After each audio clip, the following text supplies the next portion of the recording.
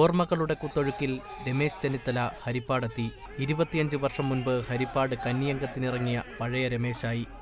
ആദ്യം ഹരിപ്പാട് സുബ്രഹ്മണ്യസ്വാമി ക്ഷേത്രത്തിൽ ദർശനം.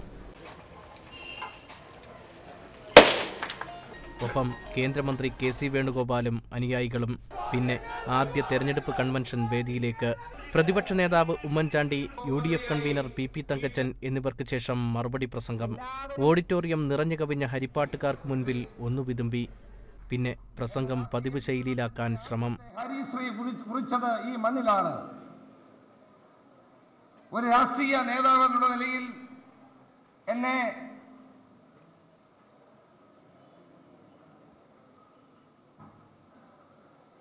വളർത്തി വലുതാക്കിയത് ഈ മണ്ണാണ്. അതിനുശേഷം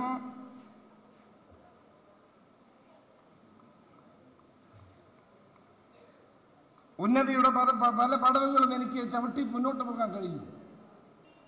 ഒരു രാഷ്ട്രീയ നേതാവിനും 25 വർഷങ്ങൾക്ക് ശേഷവും ഒരു ജനത നൽകുന്ന ഇത്രയും വലിയ സ്നേഹവും വാത്സല്യവും ലഭിച്ചിട്ടില്ല എന്നുള്ളത് തുറന്ന് സമ്മതിക്കാൻ ഞാൻ ആഗ്രഹിക്കുന്ന ഒരു സന്ദർഭമാണ്. 4 നൂറ്റാണ്ടിന് ശേഷവും ഞാനിവിടെ MLA ആകണമെന്ന് ആഗ്രഹിക്കുന്ന KPCC പ്രസിഡന്റ് എന്ന നിലയിൽ 139 മണ്ഡലങ്ങളിലും പോകേണ്ടതുണ്ട്. നിങ്ങളിൽ ഓരോരുത്തരും സ്ഥാനാർത്ഥികളാണെന്ന ചിന്തയിൽ എനിക്ക് വേണ്ടി പ്രവർത്തിക്കണം. സ്നേഹത്തിൽ കുതിർന്ന ഈ വാക്കുകൾക്ക് കരഘോഷമായിരുന്നു മറുപടി.